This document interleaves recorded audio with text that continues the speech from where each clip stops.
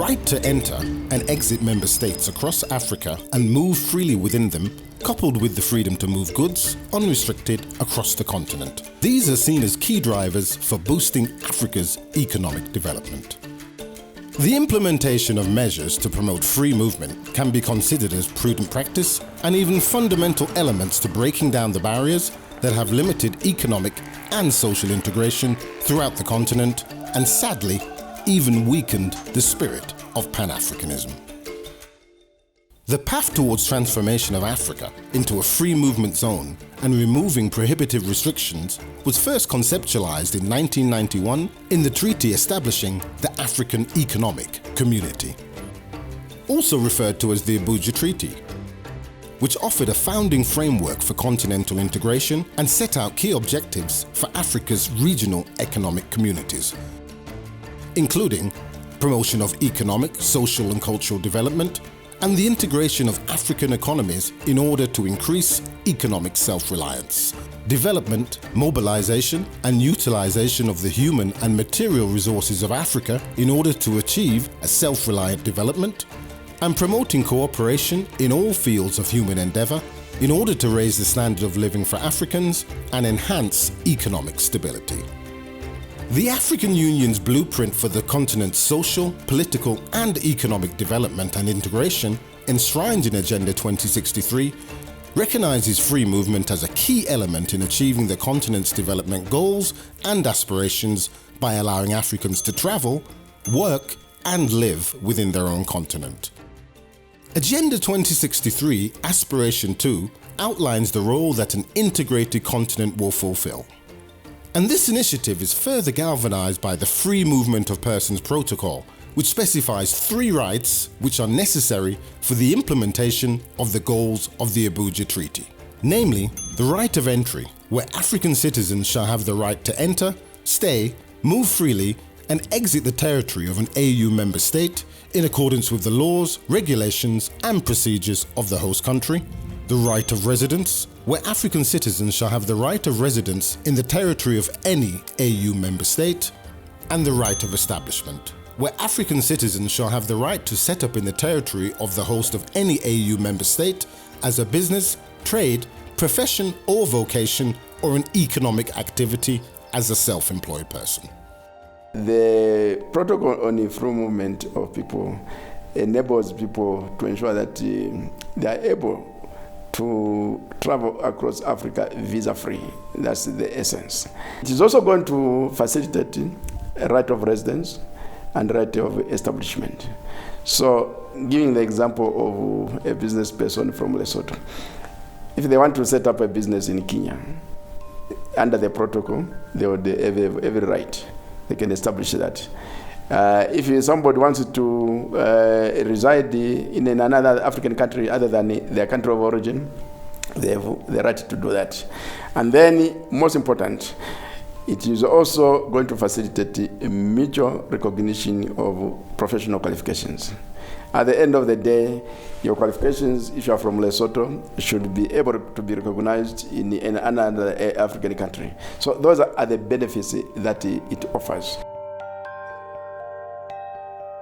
The commitment to Africans moving in their own continent is a top priority, therefore. It's the top priority. And this is why the idea of free movement of persons then became one of the flagship projects of Agenda 2063, the Africa we want. You cannot talk of continental free trade agreement, goods and services, right, moving across borders without labor and business people. It doesn't make sense. It will not make sense. So that is why, therefore, the protocol that was signed, I think in 2016, is extremely important because it allows Africans to feel at home in their own continent. With the current exponential growth of Africa's youth population, The transformation of the continent into a prosperous, peaceful, and integrated powerhouse can only become a tangible reality when the walls come down between member states and free movement for people and goods is implemented. As provided in the African Continental Free Trade Area, free movement between countries will require the harmonization of immigration and other laws, infrastructure, and updated institutional practices, while also opening up commercial and job opportunities for Africa's youth, and thus contribute meaningfully to the demographic dividend. In essence, free movement cannot and does not exist in a vacuum. The free movement paradigm also converges with other continental ambitions of integration across Africa today, namely promoting Pan-African identity and social integration, promoting intra-African trade and commerce, incentivizing tourism and leisure travel from inter-African travelers, improving knowledge transfer and skill sharing, bolstering trans-border infrastructure and resources, facilitating labour, mobility and diversification, and improving legal protection and human rights for all citizens. These long-term benefits, coupled with the legal safeguards contained in the African Union's Protocol on Free Movement of Persons, will ensure protections for all nationals. We cannot have free trade without a free movement. If we don't have free movement, how we can move goods? How our citizens, our young people can move and have job opportunity and to study in. We have good universities. We have to go with free movement to allow our citizens to move within our continent. I always imagine that the free movement we have in our economies now, and the CFTA and the free movement of services, if we have the opportunity of having the free movement of people linked to it. Imagine that. It means more jobs it will be created in the continent. It means more opportunities for our young people in Africa. It means more opportunities for skills development for these young generations. It means that they can have the opportunity to fulfill their aspiration within the continent. The Agenda 2063 flagship projects of the Single African Air Transport Market and the Commodities Strategy are inextricably linked to that of free movement on the continent. Moreover, the Single African Air Transport Market is predicated and reliant upon the ability and free movement of people to fly into one another's national airspace, while the Commodities Strategy will only be a viable framework if goods transported between member states are able to leave and arrive unhindered without interference between neighbouring countries. These linkages illustrate the pivotal role that free movement will play in the sphere of not only political integration for Africa, but also its social and economic impact on the shifting demographic related to labour and other trends across the continent. The movement of capital, the movement of physical technology, the movement of raw materials goes in tandem with the movement of people. The people will go and trade, the people will go to work. I'll give you a very good example, is the marathon that is being produced in Rwanda. If we speak right now, Rwanda is struggling because of the coronavirus, because they are getting all the inputs from China. What if we are producing all the inputs from Africa? The marathon would be an African phone, completely. It's still an African phone by way of saying that the minerals come from Africa, but when you look at the rules of origin, those minerals go to China or other countries, they turn them into chips, into micro other inputs, and they come back to Rwanda for assemblement. So we don't want to assemble. We want to have the whole integrated value, the whole value chain, that one country produces these minerals, another one produces chips, another one produces, then you come and produce a whole phone or a whole laptop, a whole computer, a whole... Electronics would be a very good example. I like to think of the Free Movement Protocol, the Joint Labour Migration Program, the Single African Air Transport Market, and the African Continental Free Trade Agreement as being four wheels of a vehicle. If one of those wheels does not move right, the vehicle will possibly grind to a halt or perhaps just not move as smoothly. And we encourage in our discussions with member states as well as with the AUC, we encourage them to look at them as going hand in hand. And this is particularly important in the context of free movement. We know that African member states oftentimes are mimicking the same fears around migration that we see in the West. There's all of those misperceptions about labor migrants coming in to take our jobs. And yet we know that that is abundantly not the case. So we try and promote that understanding that as much as there is excitement around the AfCFTA, the goods will not move if the people cannot move. And we know this from global statistics. If you look at some of the regions that have the highest inter-regional trade, they are the regions that have inter-regional mobility. Africa remains the least integrated of all world regions, and that is slowing down Africa's economic growth. So we're working very hard again with the African Union Commission and the different departments to get them to look at the interconnections between all of these various AU initiatives so that none of them is allowed to lag behind, because if it does, the whole integration agenda will be held back. While 30 countries originally signed the Free Movement Protocol in 2018, ratification and formalization of the agreement via legal instruments is still pending by many member states. So what are some of the issues holding back member states from full ratification? And how legitimate are these concerns? I think that we need to also pay attention to our land borders, because our land borders is where a lot of the, if you like, commerce, informal commercial activities go on. There is a bit of neglect in the sense that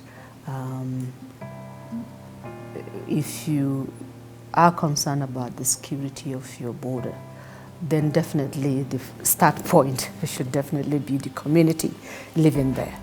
If the community across the other border has more facility than the other, you find that there will be this movement, and you find that people will now start struggling either for water or for markets and so on and so forth. And then this kind of brings clashes, and this clashes makes governments hesitate to see the benefits of this free movement.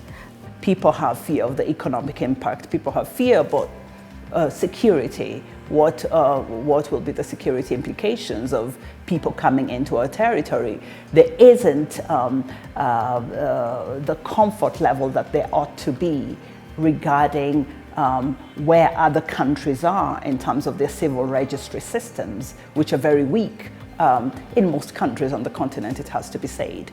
So governments will get comfortable with the idea of opening up to free movement if there are robust systems in place across the continent in terms of civil registry systems, so that whoever turns up at your border with a passport can really, you can have the confidence that this person is indeed who they say they are. I should add that free movement doesn't mean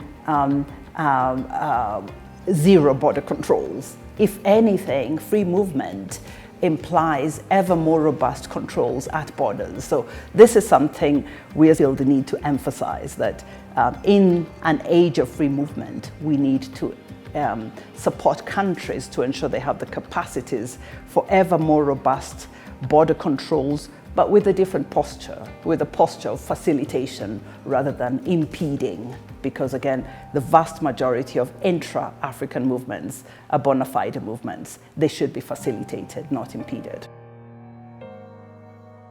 Examples of other regional integration projects and free movement practices are also offered by partners of the African Union, sharing knowledge, advocacy, and formal channels to deliver best practices for the continent's own integration agenda. We always like to say that we are a very close partner of the African Union. We even use the word strategic. And we like to be the best partner of the African Union for the simple reason that is a project that obviously echoes very much what we are trying to do in Europe in terms of integration. is these are two unions. There are two institutions behind these two unions who work in terms of promoting collaborations as a form of progress in their own field, but also worldwide. So for us is more than working with a partner. Is working with a partner has very much a DNA that resembles a little bit ours.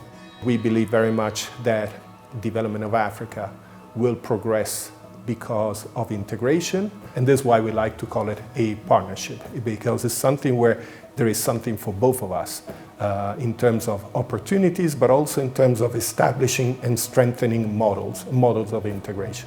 And looking also at the future of creating a digital market for Europe and a digital market for Africa. So, and the single aviation market, of course. So all the freedoms that a single market brings in working in these areas, where we can provide support, technical assistance, but most importantly, we can share our experience in this endeavor.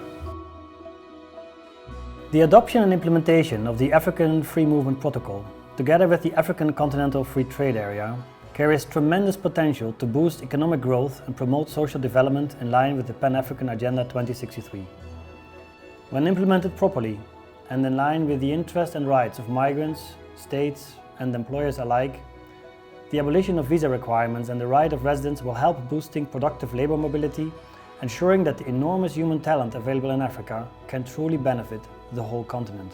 In the EU, we have witnessed the remarkable benefits of free movement and free trade, including lower unemployment rates, more commercial activities and increased cross-border trade and tourism. I'm confident that in Africa, free movement as part of the broader free trade agenda shall herald a new chapter in the progressive development of the continent. The Free Movement Protocol, as part of the broader free movement agenda, aims to cater to interests of all African populations, to protect human rights and give opportunities to different groups, from students, entrepreneurs, traders, laborers, tourists and investors to the receiving communities. As such, the protocol is an essential component of Africa's ambitious Agenda 2063. If we solve the issue of free movement, creating job opportunities, creating tourism in Africa and moving in Africa, we won't have our migrant going outside. And that make some partner to help us to keep our citizens in Africa, and it gives me occasion to appeal to them to help us to sensitize, because we need a strong person to handle the issue of free movement, to sensitize our member states, telling them, don't be afraid, we have more benefit having free movement than challenges. And we are working with our partners, and we need the support of all partners to assist us to have a free movement to be a reality in Africa. Translating the pragmatic goals of interconnected travel, trade, and free movement also frequently require another common but equally important denominator: the African passport. The production and issuance of the African passport mandated by the African Union is intended to ease travel within the continent by exempting holders from needing entry visas at any of Africa's borders. From its launch in 2016, the African passport has remained a crucible of the integration agenda for the continent, while also being one of the flagship projects of Agenda 2063, along with the Free Movement Protocol and the AFCFTA. Another common underreported fact, in the midst of recent vilifying migrant reports emanating from Europe, is that the majority of African migration is into Africa. That is, the majority of travel by Africans for labour, business or leisure is actually from one African country to another African country. The African passport, when synthesized with the expansion of the free trade area, along with inherited labour and settlement rights in neighbouring countries, could also dissipate the demand for dangerous and illegal migratory routes. We want our young generations to have the opportunities they are looking for within the continent. Then if they want to migrate, they can migrate, but our advice for them is just do it through legal corridors. Look for legal pathways for migration. Don't go risking your life, don't be exploited by human trafficking networks. Don't risk your life ending up at the bottom of the Mediterranean or dying in the Sahara Desert. No. Look for legal channels. But first, look for your opportunity at home. But it's not only for the young people to look, it's for us as governments to create this atmosphere. Travelling freely on the continent with the African passport is a crucial asset for promoting labour mobility, investment and skills sharing between neighbouring member states. In addition, the elimination of travel barriers also requires individual countries to effect and implement open visa regimes, policies that in turn will accelerate AFCFTA initiatives and other free movement principles. With increased global movement, concerns have been raised about the risks caused by health crises and necessitated subsequent emergency measures that impact the movement of persons as countries implement stricter controls to prohibit entry and even temporarily closing borders. Within a regionally integrated regimen, such as the Free Movement Protocol, African countries can benefit from knowledge systems, tracking cross-border movements of persons, promoting knowledge and sharing necessary data of cross-border collaboration for the management of health processes, and allocation of resources to support member states.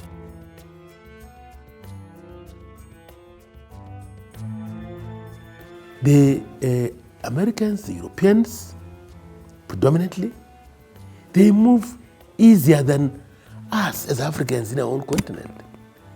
Now, this protocol is trying to redress that. We are saying to AU member states, as part of implementing the roadmap of the protocol, first, relax visas and allow citizens to move. The African passport will restore equilibrium in access to continental ports of entry for all African travellers, adding much needed momentum and symmetry to movement while enhancing the integration agenda of the continent. The Free Movement Protocol, the AFCFTA, and the African passport form a comprehensive and cohesive structure for continental integration. And while linked, each are political, economic, and social drivers in their own right. The barriers to free movement across the continent are now outweighed by the opportunities and commitment by member states to affirming the interconnectivity of Africa in all spheres and for all its citizens. What we're also working with the African Union to do is to change the misperceptions around migration, to change the false narratives around migration, especially African migration.